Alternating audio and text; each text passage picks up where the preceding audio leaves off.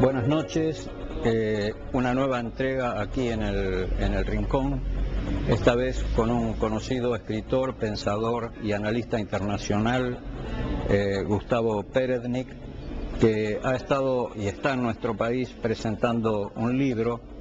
Después vamos a hablar de él, del juicio a Eichmann. Buenas noches, le agradezco su presencia en nuestro programa. Un gusto, Carlos, estar contigo. Es condición sine qua non, diría yo, hablar de la situación en Medio Oriente. Usted vive en Israel. Correcto. Hace pocas horas que arribó a Rosario y hace pocos días que está de visita en nuestro país para presentar su libro. Lo que queríamos saber es que nos cuente un poco cómo está Israel hoy, que es además, creo, el tema de una charla que va a dar en la ciudad de Rosario. Israel hoy es un concepto muy amplio y me gustaría empezar por lo menos habitual en los medios. Es un país muy floreciente, institucionalmente, una justicia que funciona, una democracia que funciona. En la Knesset o Parlamento israelí están representadas todas las posibles ideologías, aún las más anti-israelíes también están presentes allí.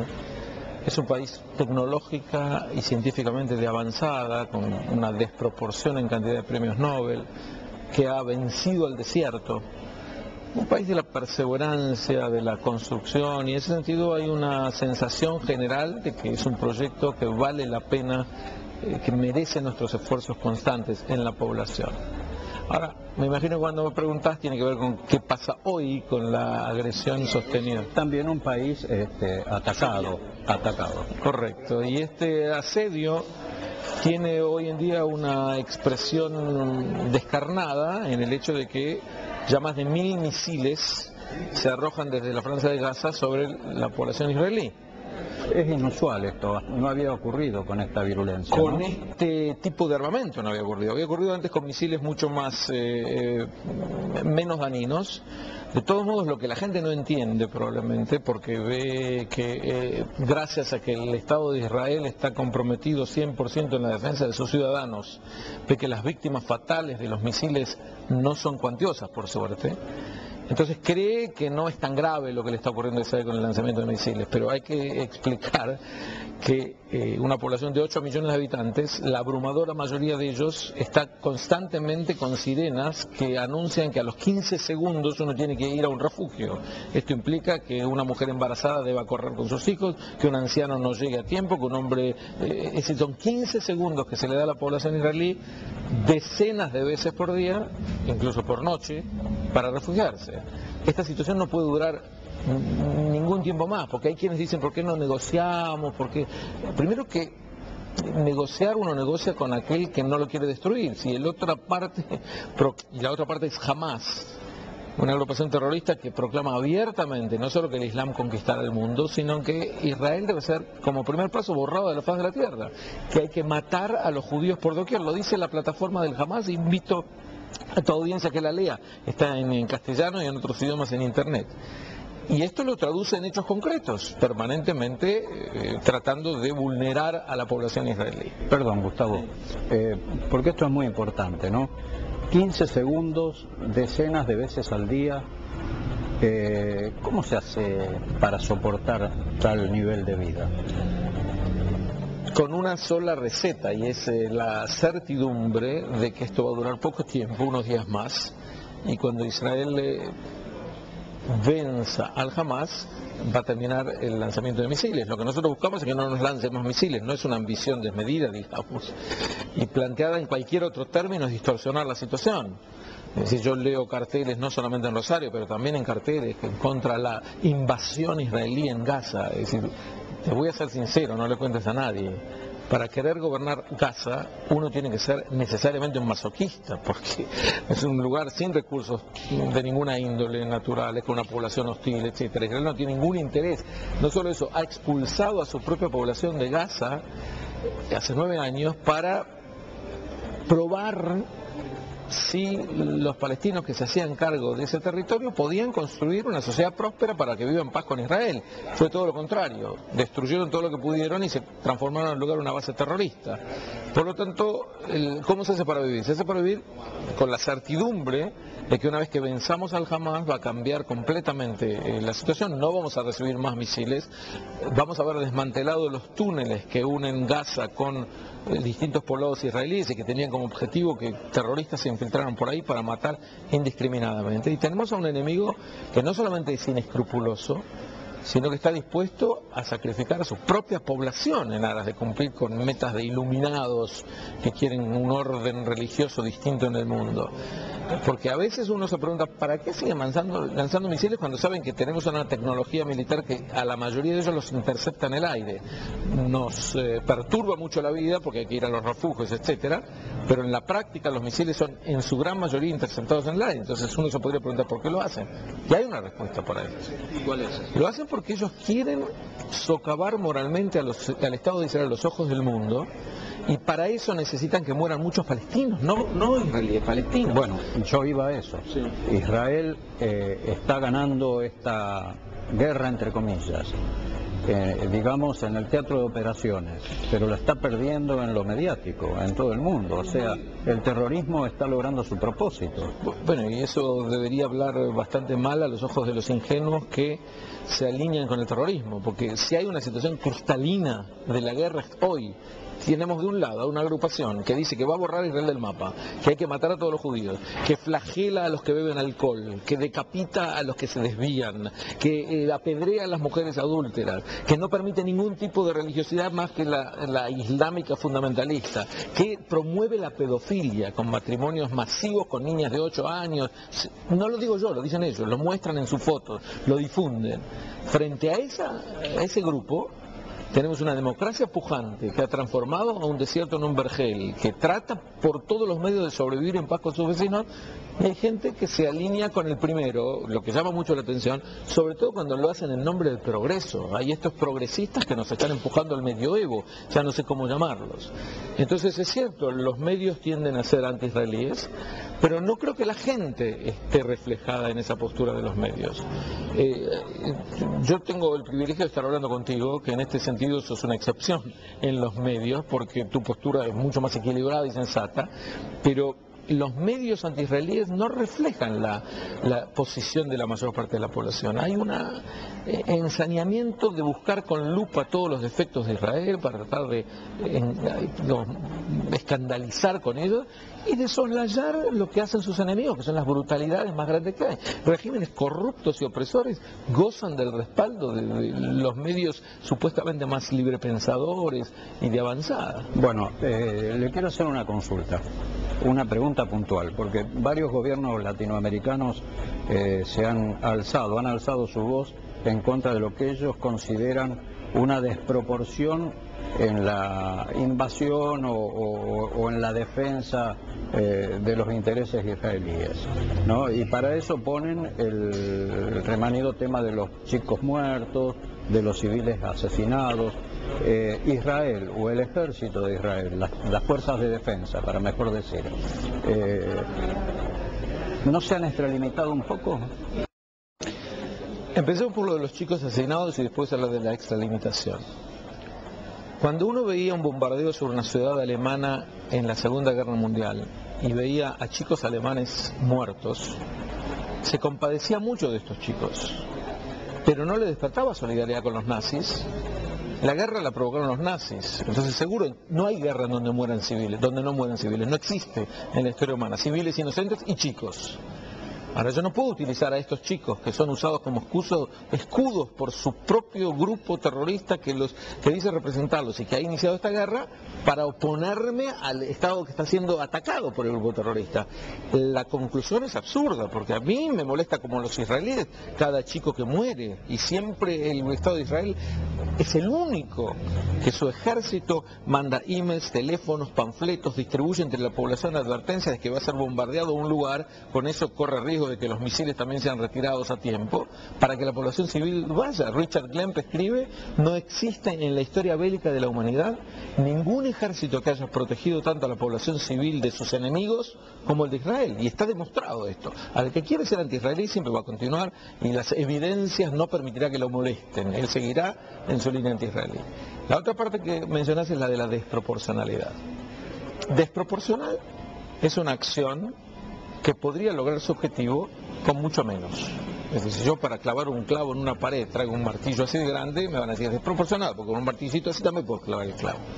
Lo que nosotros queremos hacer, y este es nuestro objetivo, es que no nos lancen más misiles. Para eso hay que destruir los lanzamisiles.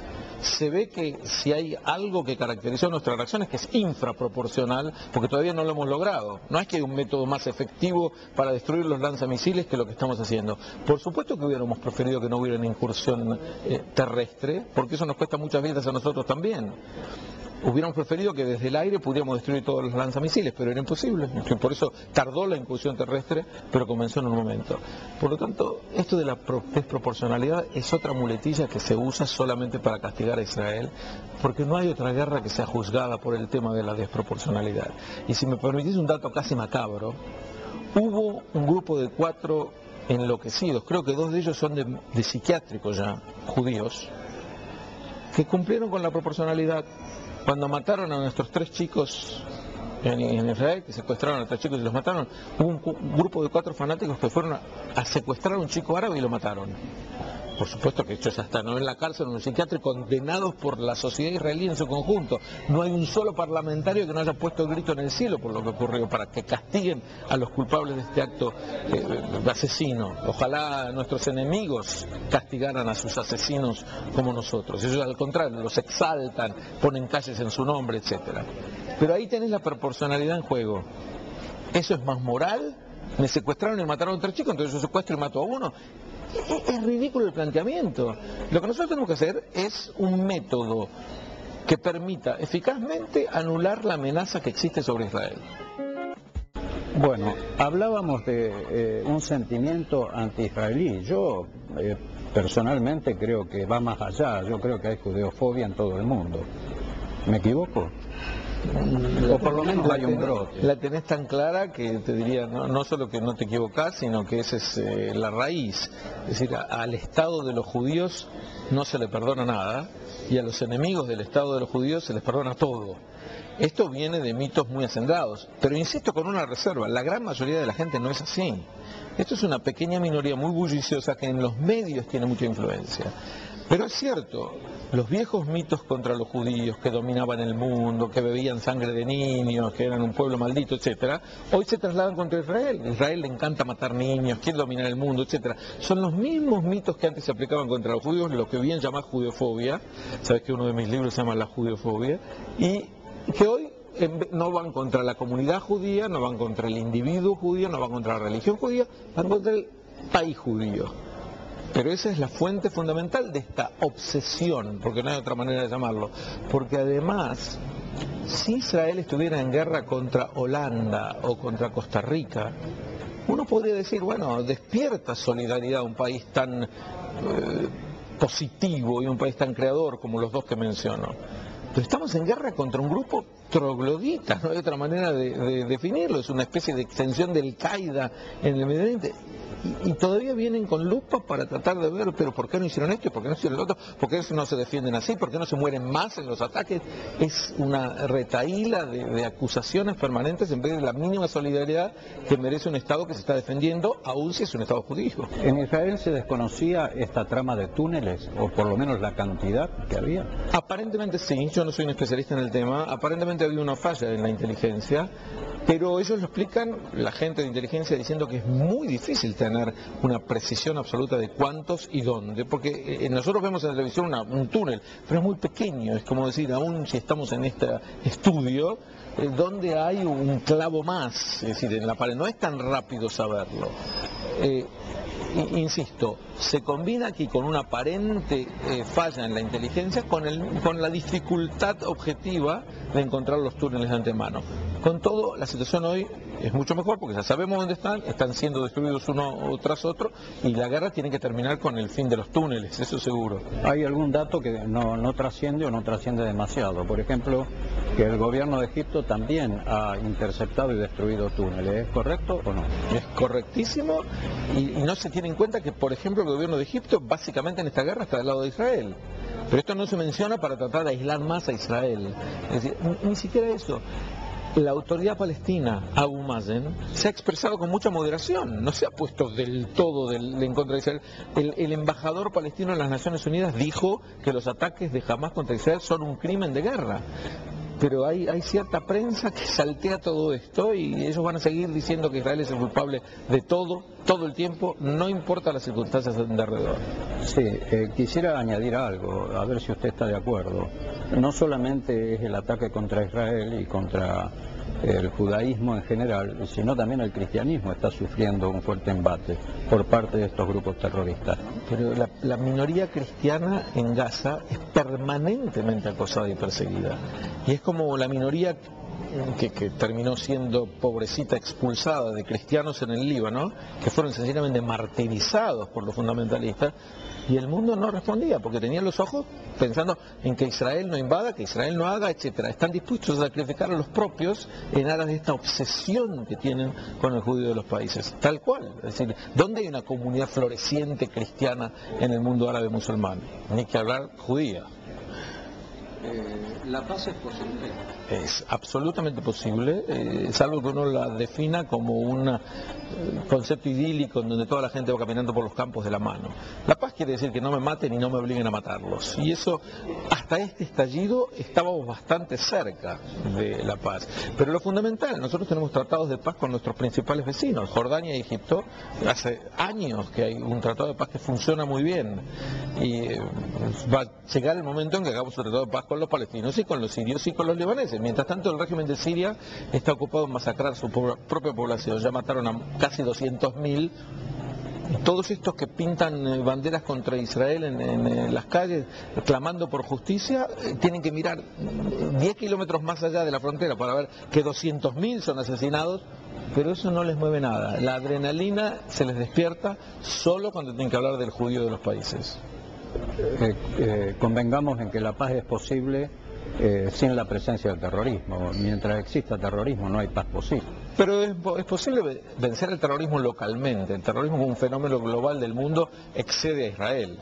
Es decir, si uno toma Nigeria, el Boko Haram y ese tipo de cosas, y Al-Qaeda y el grupo que acaban de crear el califato en Irak y Siria, esto trasciende mucho a Israel, pero el terrorismo local de Hamás puede ser vencido y va a ser vencido. De hecho, el resultado de esta guerra tiene que ser eso. ¿Usted confía en que se va a terminar la lluvia de misiles sobre Israel? Si no, me mudaría.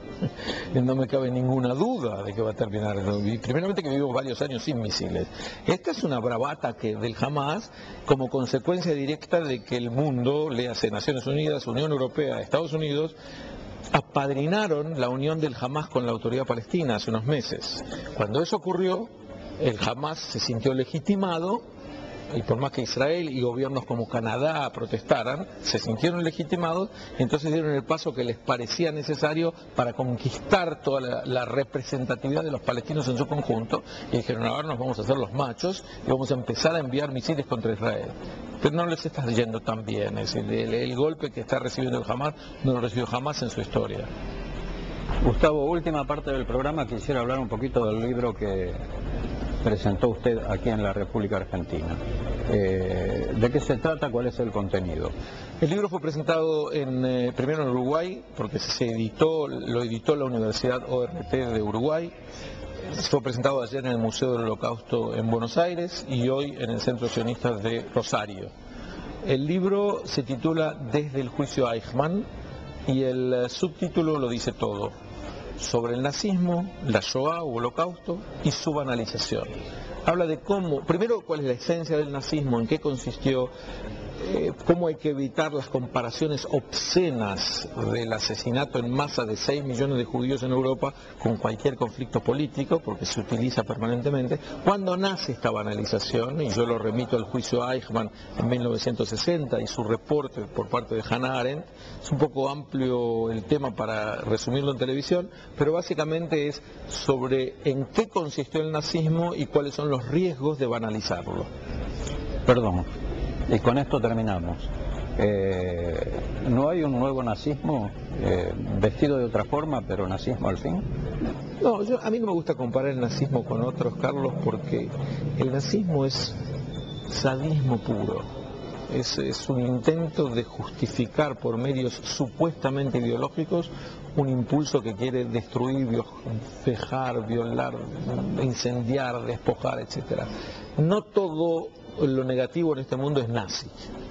Entonces, si bien hay movimientos como el islamismo fanático que se expresa en términos parecidos a como se expresaba el nazismo en 1938, después de la Segunda Guerra Mundial, hacer un paralelo es un poco también minimizar lo que fue el nadir, el punto más bajo al que alcanzó la civilización humana. Entonces ya es bastante malo el islamismo, el fundamentalismo islámico, no la religión del Islam, sino el fundamentalismo islámico de por sí, como para tener que agregarle epítetos como nazi, etcétera, que desvirtúan la cuestión. Gustavo, le agradezco mucho la presencia en el programa. Un honor para mí, cuando quieras, a tu disposición. Gracias. Nos vemos la semana que viene, si Dios quiere. Gracias.